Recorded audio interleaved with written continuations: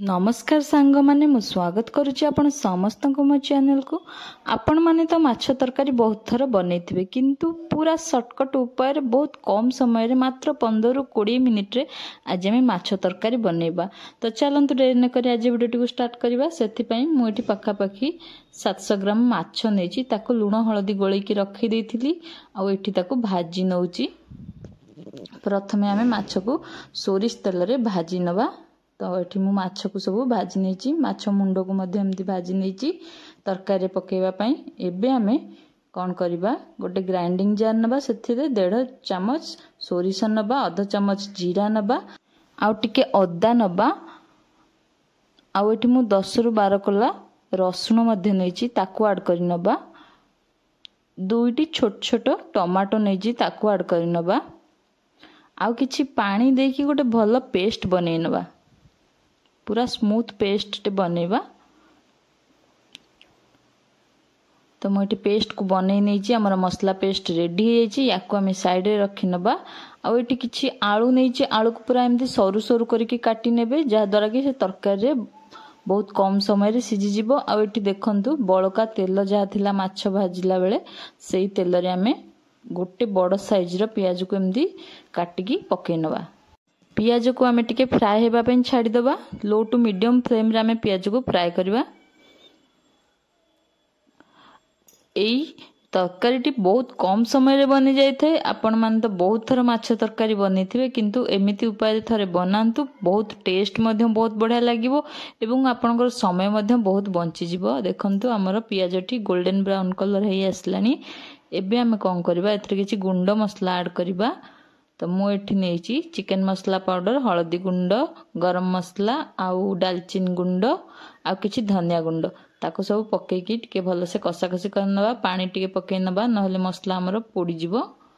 मु एठी लंका गुंड पक्केनी वर्तमान, काहे कि ना घरे छोट छुआ जेहेतु अछंती सेति पई लंका गुंड मु परे पक्केबी। तो लंका गुंड आपण पक्की परिबे स्टेज रे। एबे हमें कोन करथिबा बाटी के रखिथिबा मसला को ऐड करिनबा। आउ जो हमें सरू सरू करके काटी की रखी आलू ताकू मध्य एठी ऐड करनबा। एठी मु मुंड एवं लांज को पकई देची। आउ स्वाद अनुसार लूण पूरा तरकारी पे जेती दरकार पकई नेची। मुंड लांज टिके आगुआ पकई नेले भलो कसा कसी समय रे से भलो से सिझी जिवो एवं खाइबा पे मध्य आपन को कंचालिया लागिवनी। याको गोटे 2 मिनिट टिके नाको हम एमती कसी नबा। तापरे आपण तरकारी जेति की झोल रखिबा कथा पानी देई नबा सब एई स्टेज रे। हमें जेहेतु हमें शॉर्टकट उपाय पूरा बनौजी तरकारी को, तो पानी हमें देई नबा। जेति की हमें पानी रखिबा से अनुसार पानी देई नबा। तापरे घोड़णी घोड़े दबा आ गैस रो फ्लेम को मीडियम रखिबा। देखंतु आलू हमर सिझी आसलानी। एबे हमें कौन करबा आउ 2 खंड भजा माछ मोठी ऐड कर दोची। बहुत कम समय रे बनी जाय थे आ बहुत टेस्टी मध्य लागि थाए। एबे हमें कौन करबा आको टिके मिसई नबा। तापरे हमें कौन करबा आउ 2-3 मिनिट पई टिके घोड़णी देगी आको हमें कुक कर नबा। तो मु एठी अल्प टिके पानी देई नेची, मते टिके झुलो कम भरिका लागला तो अल्प टिके पानी देई नेली। आ पक्का पक्का को 3 मिनिट पर्यंत को मीडियम टू हाई फ्लेम रे फुटिया पे टिके छाड़ी दबा। आ देखंतु हमर माछ तरकारी बिल्कुल रेडी हे आसलानी। आमे एठी साधा काढी कि मु रखी देची।